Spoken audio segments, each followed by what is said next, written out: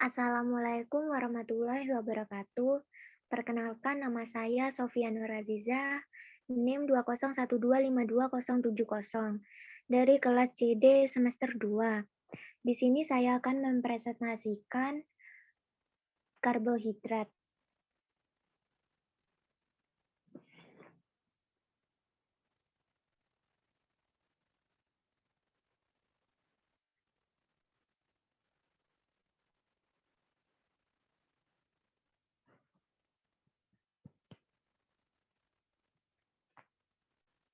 Istilah karbohidrat berasal dari glukosa, sebagai karbohidrat pertama yang berhasil diperoleh secara murni. Karbohidrat diperoleh dari tanaman melalui proses fotosintesis. Dengan bantuan sinar matahari, maka CO2 dan H2O akan diubah menjadi glukosa dan O2. Karbohidrat ini menjadi sumber energi apabila dikonsumsi melalui proses metabolisme dalam tubuh.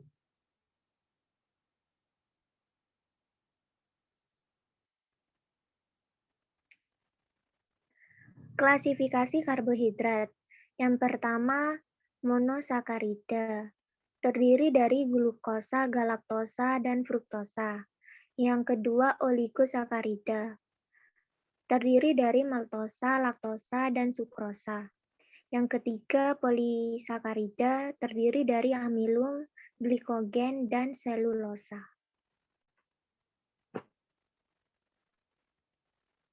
Berdasarkan jumlah atom C pada monosakarida dibedakan menjadi yang pertama triosa, mempunyai 3 atom C, C3H6O3. Contoh gliserosa dehidroksi aseton.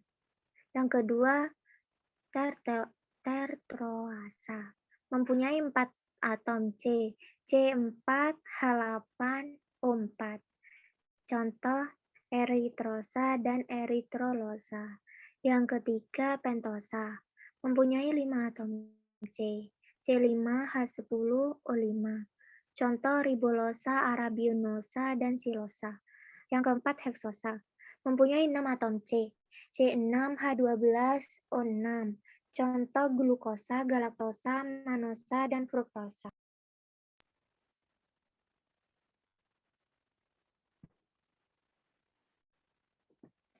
Jenis polisakarida. Yang pertama, glitin. Yang kedua, kalosa. Yang ketiga, destran. Yang keempat, inulin. Yang kelima, agar. Yang keenam, murein. Dan yang ketujuh, lignin.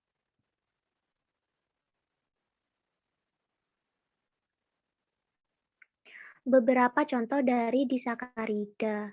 Yang pertama, maltosa. Yang kedua, selobiosa. Yang ketiga, gentiobiosa. Yang keempat, sukrosa. Yang kelima, laktosa. Dan yang keenam, trehalosa.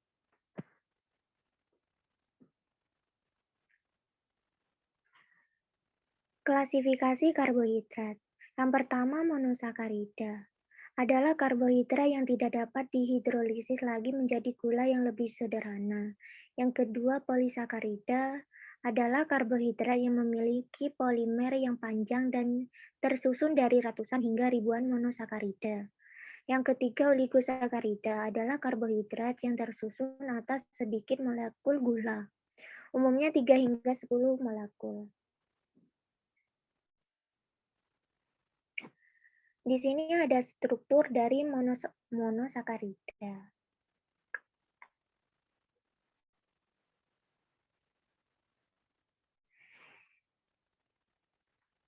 Dan ini adalah struktur dari oligosakarida.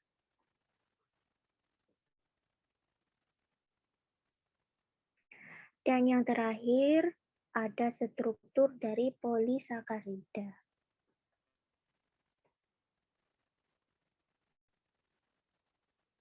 Uji karbohidrat.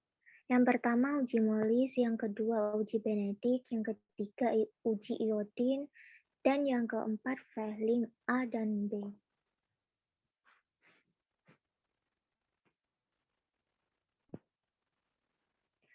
Uji karbohidrat. Yang pertama uji Molis.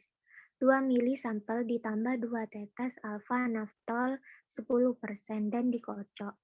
Kemudian tambahkan 2 mili asam sulfat pekat akan terbentuk lapisan cairan. Reaksi positif menunjukkan adanya karbohidrat dalam sampel dan uji molis adalah cincin warna merah pekat atau merah ungu pada permukaan. Yang kedua, uji Benedict. 2 mili sampel ditambah tetes reagen Benedict lalu dikocok dan dipanaskan. Hasil positif akan didapat endapan warna merah bata. Biasanya digunakan untuk identifikasi glukosa dalam urin penderita diabetes.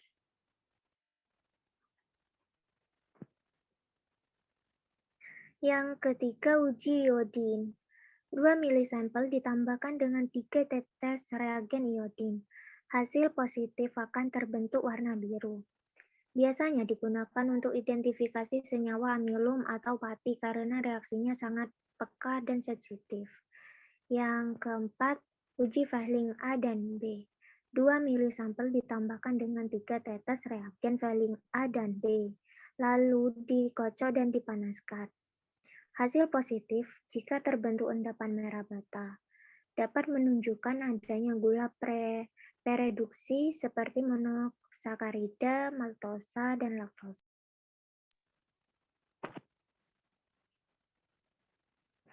Terima kasih. Wassalamualaikum warahmatullahi wabarakatuh.